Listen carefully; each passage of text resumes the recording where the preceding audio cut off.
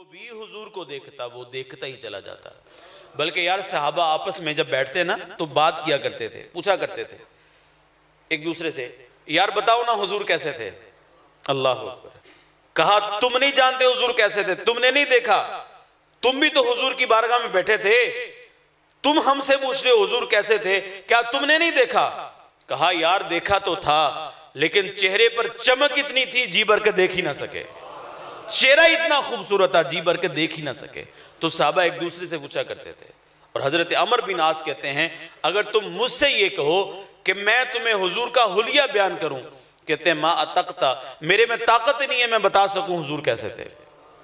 تو اس انداز میں حضور کو اللہ تعالیٰ نے حسین و جمیل بنایا. تو 3 لفظوں میں سارے کا سارا حلیہ بیان کر دیا. اب یدا حضور کا رنگ بڑا ہی گورا تھا. ملیحن حضور علیہ السلام کے حسن میں ملاحت تھی, حضور کا حسن نمکین تھا. سیدی اعلیٰ حضرت امام عشق و محبت فرماتے ہیں حسن پھیکے ہیں جب تک نہ مذکور ہو, حسن نمکین والا ہمارا نبی, وہ ملیح دلارہ ہمارا نبی, سب سے اولا والا ہمارا نبی. تو حضور کا حسن جو تھا وہ نمکین حسن تھا. حضرت شاہ عبد الرحیم محدث دہلوی رحمت اللہ تعالی علیہ, آپ کو خواب میں حضور کی زیارت ہوئی. دعا کریں اللہ ہم سب کو بھی نصیب فرما دے. خواب میں حضور کی زیارت نصیب ہوئی تو حضور کی بارگاہ میں عرض کی حضور آپ کا اپنا ہی فرمان ہے انا املح و اخی یوسف اسبا, میں نمکین حسن والا ہوں, میرا بھائی یوسف میٹھے حسن والا ہے. اور یا رسول اللہ وہاں حسن یوسفی کو دیکھ کر انگلیاں کاٹ ڈالی گئی, لیکن آپ کو دیکھ کر تو کوئی ایسا واقعہ رونما نہیں ہوا. آپ جانتے ہیں عورتیں جناب زلیخا کو تانا دیتی تھی. زلیخا ملک تیموس کی بیٹی ہو کے, عزیز مصر کی بیوی ہو کے ایک غلام پہ دل ہار بیٹھی ہے. زلیخا جانتی تھی تیرا علاج نظر کے سوا کچھ اور نہیں.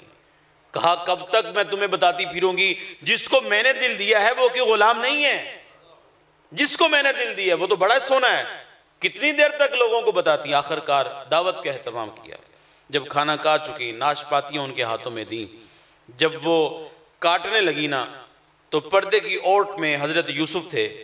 تو حضرت زلیخا نے جا کر ہاتھ جوڑ دیے. وقالت اخرج علیہن, کہا زلیخا, جب زلیخا نے حضرت یوسف کو کہا, قرآن نے یہ منظر بیان کر دیا, کہا یوسف 2 لمحوں کے لیے باہر آ جاؤ, میری محبت کی لاج رہ جائے گی. اب حضرت یوسف آئے, نقاب اوڑا ہوا تھا اور وہ ناشپاتیاں کاٹ رہی تھیں. حضرت یوسف آئے, نقاب کی اوٹ سے حسن یوسفی چھن چھن کر ماحول کو روشن کر رہا تھا. اب وہ جو کہتی تھی اے غلام پہ دل ہار بیٹھی ہے, ملک تیموس کی تو بیٹی ہے, عزیز مصر کی تو بیوی ہے, اور ایک غلام پہ دل ہار بیٹھی ہے. جب انہوں نے حسن یوسفی کو دیکھا نا تو پھر کیا ہوا, انگلیاں کاٹ ڈالی اور پتہ بھی نہ چلا. اور زبان سے کیا کہا, قلنا حاش للہ ما هذا بشرا ان هذا الا ملک کریم. کہ زلیخا تو کہتی تھی یہ بشر ہے, ہمیں تو یہ فرشتہ معلوم ہوتا ہے. اور جھگڑا بھی اس بات کا, جب لوگوں نے دیکھا نہیں نہ ہوتا تو پھر لوگ ترازو لے کر بیٹھ جاتے ہیں. کوئی کہتا ہے دیوار کے پیچھے کا علم نہیں ہے رسول اللہ کو, کوئی کہتا ہے اتنا ہی علم مانا جائے جتنا بڑے بھائی کی عزت کرتے ہیں اتنی عزت رسول اللہ کی جائے.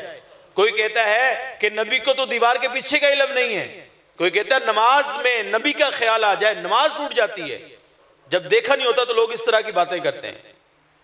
جب لوگوں نے دیکھا نہیں ہوتا تو لوگ کہتے ہیں کہ محمد تو اپنی بیٹی فاطمہ کو نہیں بخشوا سکتا, تو تمہیں کیسے بخشوائے گا جب لوگوں نے دیکھا نہیں ہوتا. ہم کہتے ہیں تم اس محمد کے ترانے سناتے ہو جو اپنی بیٹی فاطمہ کو نہیں بخشوا سکتا, ہم تو اس محمد کے گیت گاتے ہیں جس نے کہا فاطمہ جنتی عورتوں کے سردار ہے. ہم تو اس محمد کے گیت گاتے ہیں جس نے کہا میرا حسن حسین جنتی نوجوانوں کے سردار ہے, جس نے جنت کو جو ہے اپنے گھرانے میں بانٹ دیا. ہم تو اس محمد کے تذکر کرنے والے ہیں. اللہ اکبر. تو حضرت وارث شاہ صاحب اس لیے فرمایا کرتے تھے نا, جنہ ویکھیا نہیں او کرن گلاں, جنہ ویکھیا نہیں او کرن گلاں, جنہ ویکھیا او تے بول دے نہیں, جڑے محرم راز حقیقت دے اور راز حقیقت کھول دے نہیں. اور میرے حضرت جی یہ اشعار پڑھا کرتے ہیں, ڈٹھے ورق قرآن دے پھول سارے, تیری شان جیا نہیں کوئی ہور ڈٹھا، تیری شان دا کرے مقابلہ جیڑا، انہوں عاشقاں اصلی چوڑ ڈٹھا، کوئی نور آکھے کوئی بشر آکھے، پیندہ رات دینے اے ہو شوڑ ڈٹھا، اللہ والیاں گل مکا دیتی تساں ہور ڈٹھا اساں ہور ڈٹھا، اللہ والیاں گل مکا دیتی تساں ہور ڈٹھا اساں ہور ڈٹھا۔ حضرت خطیب الاسلام رحمت اللہ تعالی علیہ آپ فرمایا کرتے تھے، تم نے حضور کو حلیمہ کی بکریوں کے پیچھے پیچھے تو دیکھا ہے، سدرہ پر جبریل کے آگے آگے کیوں نہیں دیکھتے؟ کوئی فرش تیرا یار گیا، کوئی جا سدرہ تے ہار گیا، ایک کالیاں زلفاں والا سی جڑا عرش تو بھی لنگ پار گیا۔ حضرت عبداللہ ابن سلام رضی اللہ تعالیٰ عنہ، یہ یہودیوں کے بہت بڑے عالم تھے نا، ان کو باقاعدہ ان کی تیاری کروائی گئی کہ حضور کی بارگاہ میں جاؤ گے، یہ سوالات ان سے کرو گے، جب ان کو سوالات کا جواب نہیں آئے گا تو پھر ہم ان کا مذاق اڑائیں گے۔ اچھا عبداللہ ابن سلام آئے پوری تیاری کے ساتھ، جب حضور کی بارگاہ میں آئے نا تو بیٹھ گیا آ کر، تھوڑا وقت گزرا، میرے حضور نے دیکھا تو کہا عبداللہ ابن سلام کدھر آئے ہو؟ کہا آپ کی زلفوں کو قیدی بننے کے لیے آیا ہوں۔ سودا لینے کے لیے بازار گئے، ہاتھ اس کے بکے جس کے خریدار گئے۔ آئے تو تھے سوالات کرنے کے لیے، جوابات لینے کے لیے، لیکن خود ہی دل دے بیٹھے۔ جب ان کو پتا چلا نا کہ عبداللہ ابن سلام جا کر کلمہ پڑھ چکا ہے تو وہ آئے کہنے لگے عبداللہ ابن سلام اتنا بڑا یار تو عالم تھا، اگر کچھ سوالات کرتا تیری پیاس علمی بجھ جاتی، ہم بھی تسلیم کر لیتے کہ تو نے سوالات کیے جوابات مل گئے اس لیے اسلام قبول کر لیا، تو نے پوچھا بھی کچھ نہیں اور اسلام بھی قبول کر لیا، اس کی وجہ کیا ہے؟ تو سنیے اب عبداللہ ابن سلام کیا کہتے ہیں، کہتے ہیں عرفت ان وجہہ لیس بوجہ کذاب، جب میں حضور کے پاس آیا نا میں نے ان کے چہرے کی جانب دیکھا، میرے دل نے یہ فیصلہ کیا ہے عبداللہ ابن سلام اتنے سونے چہرے والا کبھی جھوٹا ہو ہی نہیں سکتا، اس لیے میں نے اسلام قبول کر لیا۔ تو حضرت شاہ عبد الرحیم محدث دہلوی رحمت اللہ تعالی علیہ، ان کو جب خواب میں حضور کی زیارت نصیب ہوئی، انہوں نے عرض کر دی یا رسول اللہ آپ کا اپنا فرمان ہے انا املح و اخی یوسف اسبا، کہ میں نمکین حسن والا ہوں، میرا بھائی یوسف میٹھے حسن والا ہے۔ یا رسول اللہ وہاں تو لوگوں نے حسن یوسفی کو دیکھا انگلیاں تک کاٹ ڈالی، آپ کو دیکھ کر کوئی ایسا واقعہ رونما نہیں ہوا، اس کی وجہ کیا ہے؟ تو حضور نے وجہ ارشاد فرما دی، میرے حضور فرمانے لگے اے عبد الرحیم جمالی مستور عن اعین الناس غیرۃ من اللہ، اللہ تعالیٰ نے میرے حسن پر پردے ڈال رکھے ہیں کہ کوئی میرے یار کو دیکھے ہی نہ، کوئی میرے یار کو دیکھے ہی نہ۔ وہ کیا کہا تھا قدیر شفائی نے، اس حد تلک بڑھ گئی ہے بے اعتمادی کہ تجھ کو تجھ سے بھی چھپانا چاہتا ہوں، جمالی مستور عن اعین الناس غیرۃ من اللہ، کہا اللہ تعالیٰ نے میرے حسن پر پردے ڈال رکھے ہیں کہ کوئی میرے یار کو دیکھے نہ۔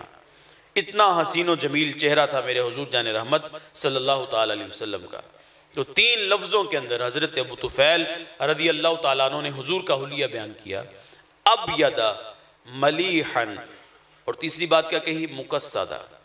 حضور علیہ السلام کے جسم مبارک میں توازن تھا، حضور کا قد مبارک بہت زیادہ بڑا نہیں تھا، نہ آپ کا قد مبارک چھوٹا تھا۔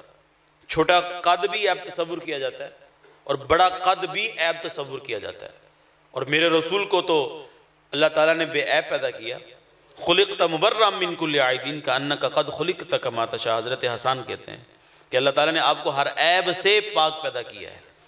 اچھا حضور کا قد مبارک نہ بہت بڑا تھا، لیس بالطویل ولا بالقصیر، لیکن میں آپ کو حضور کے قد کی کہانی سناتا ہوں۔ میرے حضور اگر 10,000 کے صحابہ کے مجمع کے اندر بھی کھڑے ہوتے نا، حضور کے کندھے صحابہ کے سروں سے اونچے نظر آیا کرتے تھے۔ اور مجھے یہاں پر یاد آگئے حضور کے چچا جناب عباس رضی اللہ تعالیٰ عنہ، کسی نے ان سے پوچھا حضرت آپ بڑے ہیں یا رسول اللہ بڑے ہیں؟ کہا پیدا پہلے میں ہو گیا، بڑے حضور ہی ہیں۔ اللہ اکبر، یار ادب بھی صحابہ پر ختم ہے۔ کہا پیدا پہلے میں ہو گیا، بڑے حضور ہی ہیں۔ اللہ اکبر۔ تو اس انداز میں رسول اللہ صلی اللہ علیہ وسلم کو اللہ تعالیٰ نے حسین و جمیل بنایا۔ حضور کا چہرہ اتنا خوبصورت تھا، جو بھی حضور کو دیکھتا وہ دیکھتا ہی چلا جاتا۔ بلکہ مجھے ایک جوان کی کہانی یاد آ گئی۔ جوان کا نام ہے ابو کرسافہ، یہ بکریاں چرانے کے لیے جاتے ہیں اور چراغاں میں بکریوں کو چھوڑتے ہیں۔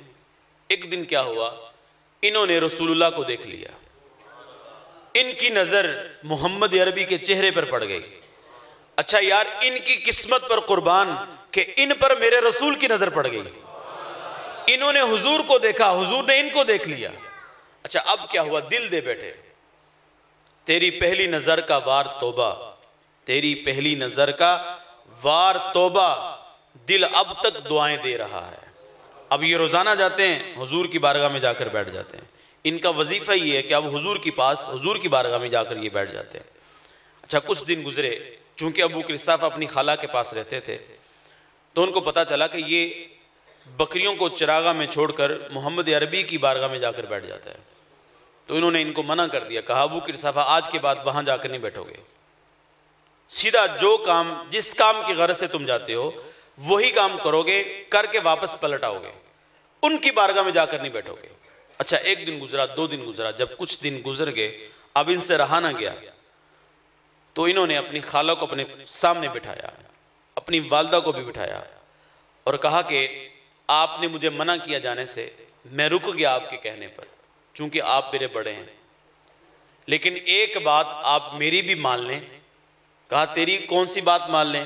کہا ایک بار میرے ساتھ چل کر ان کو دیکھ لیں، ایک بار ان کو دیکھے تو صحیح، ایک بار میرے ساتھ چلے آئیں۔ اللہ اکبر۔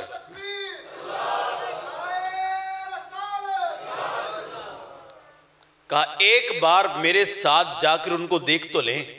اب ابو قرصافہ اپنی خالہ کے ساتھ، اپنی والدہ کے ساتھ حضور کی بارگاہ میں پہنچ گئے۔ اب حضور جان رحمت صلی اللہ علیہ وسلم تشریف فرما ہیں تو یہ بھی وہاں جا کر بیٹھ گئے۔ کچھ لمحات حضور کے پاس بیٹھے رہے۔ اب ابو قرصافہ کی خالہ اور ان کی والدہ حضور کی جانب دیکھتی ہیں، ابو قرصافہ اپنی خالہ اور اپنی والدہ کی جانب دیکھتے ہیں کہ اب یہ کیا کہتے ہیں، کیونکہ یہ بات کر کے میں ان کو لے کر آیا ہوں کہ ان کو ایک بار دیکھ لیں، اب یہ حضور کو دیکھنے کے بعد کیا کہتے ہیں، کیونکہ انہی کی باتوں پر ان کا مستقبل سارا کھڑا تھا، جو یہ کہیں گے وہی میرے ساتھ ہوگا مستقبل میں۔ یہ پریشان تھے۔ اب ابو قرصافہ کی خالہ نے ابو قرصافہ کو مخاطب ہو کر کہا کہ ابو قرصافہ میں تمہیں ایک بات بتاؤں؟ کہا ہاں خالہ بتاؤ۔ کہا لما رأینا مثل هذا الرجل، کہا ابو قرصافہ آج سے پہلے اتنا سونا بندہ ہم نے دیکھا ہی نہیں، جتنا سونا بندہ یہ ہے، لما رأینا مثل هذا الرجل، کہا اس جیسا بندہ سونا ہم نے پہلے دیکھا ہی نہیں۔ اللہ اکبر۔ ولا الجنا کلاما، کہا کتنا سونا کلام کرتا تھا، جب بات کرتا تھا تو پھول جڑتے تھے۔ کک سواد نہ مشری اندر، ایک پنجابی شاعر نے کہا ہے نا، کک سواد نہ مشری اندر، کھنڈا بھی چک ڈٹیاں، پر انہاں ساریاں چیزاں نالوں گلاں سجن دیاں مٹیاں۔ اور انور مسعود کہتے ہیں ان کے بول بہاروں جیسے اور اصحاب ستاروں جیسے، ان کا نام لبوں پر آئے میٹھا میٹھا منہ ہو جائے۔ تو کہا ولا الجنا کلامن، ان جیسا کلام خوبصورت ہم نے پہلے کبھی نہیں سنا۔ احسن وجہن، کتنا خوبصورت چہرہ تھا۔ اور کہا کہ جیسے انہوں نے کپڑے پہنے ہوئے تھے نا، ایسے کپڑے بھی ہم نے پہلے کسی کو پہنے ہوئے نہیں دیکھے۔ ابو قرصافہ آج کے بعد جتنی دیر تیرا دل کرے ان کے پاس بیٹھے رہا کرو، ہم تمہیں نہیں روکیں گے۔ وہ اعظم چشتی علیہ الرحمن اسی لیے ان کی ساری زندگی جو ہے اسی کشمکش میں گزری، اسی حیرت میں گزر گئی۔ اعظم چشتی کہتے ہیں نا، سمجھا نہیں ہنوز میرا عشق بے ثبات، سمجھا نہیں ہنوز میرا عشق بے ثبات، تو کائنات حسن ہے یا حسن کائنات۔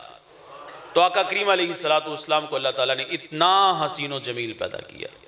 بلکہ یار ایک دن میرے حضور گھر میں تشریف فرما ہوئے، حضرت عائشہ صدیقہ رضی اللہ تعالیٰ عنہ گھر میں موجود ہیں، میرے حضور گھر میں آئے تو حضور نے کالی چادر زیب تن کی ہوئی تھی، اور حضور یار کالی چادر میں کتنے سونے لگ رہے ہوں گے، اللہ اکبر۔ حضور نے کالی چادر زیب تن کی ہوئی تھی، گھر میں آئے، حضرت عائشہ صدیقہ رضی اللہ تعالیٰ عنہا سے مخاطب ہو کر فرمانے لگے کیف ترینی یا عائشہ، اے عائشہ بتاؤ نا میں کیسا لگ رہا ہوں۔ میں اکثر یہ بات کہا کرتا ہوں کہ آج ہمارے معاشرے میں طلاق کی شرح بہت بڑھ گئی، طلاق کی شرح میں اضافہ ہو گیا. لوگ اپنے مسائل بتاتے ہیں. طلاق کی شرح جو ہے وہ دن بدن بڑھتی چلی جا رہی ہے. اس کی جو مین وجوہات ہیں ان میں سے ایک یہ بھی ہے کہ آج کا شوہر اپنی بیوی کے ساتھ محبت بانٹنے کا مزاج نہیں رکھتا. ہمارا نکاح بھی ہو جاتا ہے لیکن پھر بھی نوجوان جو ہیں وہ باہر جا کر منہ مارتے ہیں، اپنی بیویوں کو رسپیکٹ نہیں دیتے، عزت نہیں دیتے، جس وجہ سے خاندانی نظام جو ہے وہ تباہ و برباد ہو جاتا ہے. بہت سارے مسائل ہیں. تو ہمیں یہ مزاج دیا گیا ہے کہ اپنی بیویوں کے ساتھ بھی محبت کرو، ان کے ساتھ بھی تم خوشی کے ساتھ بات کیا کرو. ہر وقت گھر میں جائیں آپ تو آپ کے چہرے پر 12 بجے ہوں تو یہ اچھی بات نہیں ہے. ہر وقت آپ کے مزاج میں شدت ہو، شدت پسندی ہو، یہ بھی اچھی بات نہیں ہے. ہر وقت آپ اپنی بیوی کو ڈانٹتے رہیں، بچوں کو بھی ڈانٹتے رہیں تو یہ اچھی بات نہیں ہے. تو گھر میں لڑائی جھگڑے والا ماحول نہیں ہونا چاہیے، گھر میں محبتیں والا ماحول ہونا چاہیے. بہت سارے آج کل بچے جو ڈپریشن کا شکار ہیں گھر میں نہیں جاتے، لیٹ جاتے ہیں باہر دوستوں کے ساتھ خوش گپیاں لگاتے رہتے ہیں. ان سے پوچھا جائے کہ یار آپ گھر کیوں نہیں وقت پر چلے جاتے؟ وہ کہتے ہیں اماں ابا ہر وقت تو لڑتے رہتے ہیں گھر میں. تو میاں بیوی کا رشتہ جتنا مضبوط ہوگا خاندان اتنا ہی مضبوط ہوگا. میاں بیوی کا رشتہ جتنا کمزور پڑے گا اتنا ہی بچوں کا مستقبل داؤ پر لگا ہوا ہے. تو حضور علیہ السلام گھر میں تشریف لائے، خوبصورت لباس زیب تن کیا ہوا تھا، کالی چادر زیب تن کی ہوئی تھی. تو حضرت عائشہ صدیقہ رضی اللہ تعالی عنہا سے پوچھا کیفا ترینی یا عائشہ، اے عائشہ بتاؤ نا آج میں کیسا لگ رہا ہوں.